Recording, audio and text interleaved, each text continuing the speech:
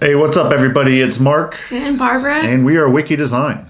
And today we're going to do something a little bit different. We've never actually done a Q&A video before, so we thought it would be fun because people ask us questions all the time. So we thought, why not answer them in a video? So let's get started. The first question is, do you guys use freelancers or VA, virtual assistant? And the answer is no. It's just the two of us, and we do not outsource any of our work. Barbara, she deals more of the front end stuff, and I deal with all the back end and server management type of things.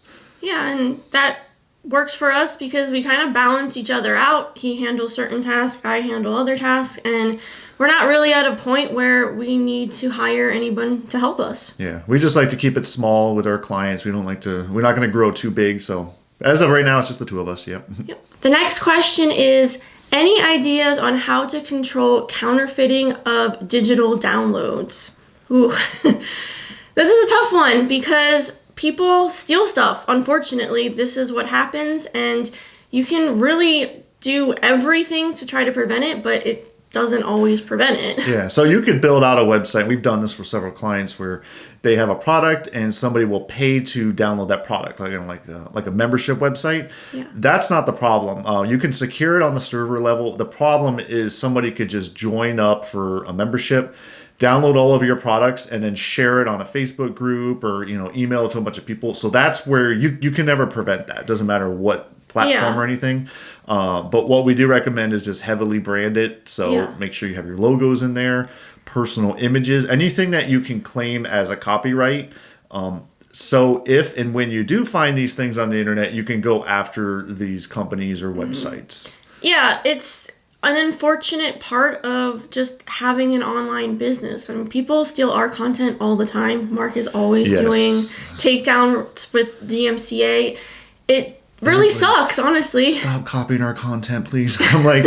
I'm doing at least one or two a month now. So that is part of, if you do have a product or service, that's part of the admin work. You got to stay on top of if people steal your content. Yeah, I can only imagine what bigger companies have to deal with. Yes. I'm sure that most of them have a legal team that handles all of that, but it's unfortunate. And the thing that really bothers me about it is a lot of people don't see it as a problem. They think that they can just take stuff and share it and do whatever with it, and it really is a problem. You shouldn't be taking other people's work and claiming it as your own or sharing it if they didn't give you permission to do so. So just keep that in mind when next time you are downloading something, because it's really not cool.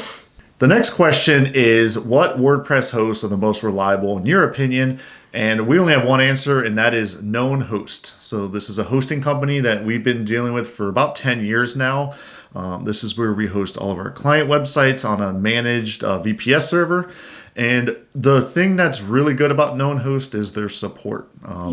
They have probably the best support I've ever dealt with in hosting companies. So to give you a little background, I've been hosting websites technically since like the mid 90s. So I've dealt with all different types of crappy website hosts and really good ones. And this is one of the ones out there that has consistently been good for about 10 years now. So not a lot of people can say that they've been with a hosting company for 10 years. So that's why we only recommend Known Host.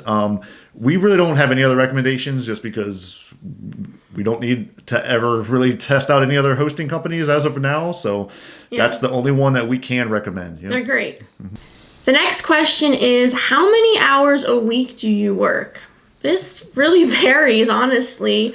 Some weeks we're a lot busier than other weeks, but we definitely try to keep like an 8 to 5 schedule just to be consistent and have that work-life balance. But there's some times where we don't have a ton to do in a day, so we'll take the afternoon off or run some errands. Run errands or just do whatever. We're really big on not overworking ourselves because we both came from environments where I used to work 80 hours a week sometimes. So we don't do long nights. We usually cut it off around 5 or 6 Eastern time, and we hardly, I would say never really work late hours. We don't do that anymore. I like to work in the morning, to be honest with you. I like to get as much done in the morning as possible. So then I have the rest of the afternoon to shoot videos like this or, do other things. So me, I'm a morning person. I like to get everything done by noon if possible. Yeah, it really honestly depends. If we have a lot of client projects that we're working on, we'll definitely work more hours during the week. But if we're kind of waiting on people or we just don't have as much work, we'll spend time doing things like this, or we'll just decide, hey, we're going to take the afternoon off and maybe go get lunch or go to a park or something. We try to be flexible, and that's kind of the cool thing about running your own business is you can do whatever you want. The next question is, how do you guys find clients?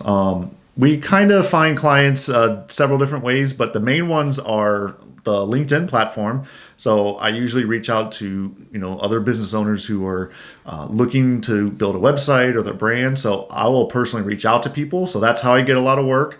And then a lot of it also comes from our SEO. So we work really hard on ranking our blog posts, our videos, and the content on our website. So I would say it's maybe half and half. It's almost like 50% SEO, 50% like just like outreaching. Yeah, we don't really do social media. YouTube is the only platform that we use, and LinkedIn, but we don't really post a lot of stuff there. We don't post. I do outreaching to people who are looking for work a lot of times. I use Pinterest too. I put some stuff on Pinterest, like our branding projects. It's kind of more just to showcase our portfolio. Sometimes I'll put our videos on there too, and that definitely helps get traffic to our website. So we do a lot of different things, but I would say compared to some other companies that are on like every social media platform and going to like networking events, we don't really do anything like that. No. And then we get quite a bit from like word of mouth or referrals too, but consistently it's the LinkedIn and the SEO. Those are the two really big ones. The next question is, I would say, more geared towards me, and that is, where do you get your design inspiration from? And I would say it's really a variety of sources. I kind of get inspiration from all over. Definitely on the internet, I look at different websites and just look at cool things that I try to recreate. You've probably seen some of the recreate videos if you're subscribed. If you haven't, subscribe and check those out because those are really fun. Sometimes I get inspiration from nature. If we go on a hike or a walk around the block, you can just see cool things and you get inspired. Museums, art installations, stuff like that. We travel too, right? Just traveling is a huge inspiration. We got to see so many cool places on our recent road trip, and that really left me inspired to do some cool projects. So it's kind of all over. And if you are a designer, I would say to branch out. Like, don't just go to one source for your inspiration. I feel like a lot of web designers feel like they only should look at different web designs, but you can get inspiration from everywhere. So do it. The next question we get asked quite a bit is, can you help me with SEO? And answer is no. We don't do any sort of SEO work anymore. I used to offer like SEO audits for people, but it wasn't really a service that we wanted to put a lot of time and resources into. So as of right now, we do not offer any SEO, and I don't see a future where we are going to offer SEO services. So we just don't offer that as a service. Yeah, that's not really what we're about. We like to say we will build you the foundation for your online presence, and then you can figure out how to take it and run with it. Yeah. Sometimes that's hiring a marketing company. Yes, I was just about to say, a lot of times it's not SEO is what you need. You need marketing. You need to actually get your brand out there and, get it on different platforms and like have a strategy. That's what SEO really is these days, which is why we don't offer it, because it's like a whole full-time thing that we would have had to dedicate to. Yeah. So we just don't have the time to do it. And we've made a lot of videos about SEO and why we don't offer SEO. So this is something that we've definitely talked about in the past, but people still ask us if they can get help with SEO all the time. But sorry, we're just not experts in it. The next question is, after my website is launched, can you help me with edits? And the answer is yes, of course, we can help you with edits. That's why we're here. We definitely give you the tools to be able to manage your website yourself, but in certain cases, there are times where you just either don't have the time to do it, or you're doing something that maybe might be a little bit out of your comfort zone and you just want an expert to do it, and we're here to help. Yeah, so we do offer like custom training videos with all of our web design packages. Yeah. So we will give you a whole bunch of videos on how you can update it. But yeah, there are times where you don't have the time to do it, and yeah, we can help you make routine updates and things along those lines. Another question we get asked pretty often is, what is your morning routine like?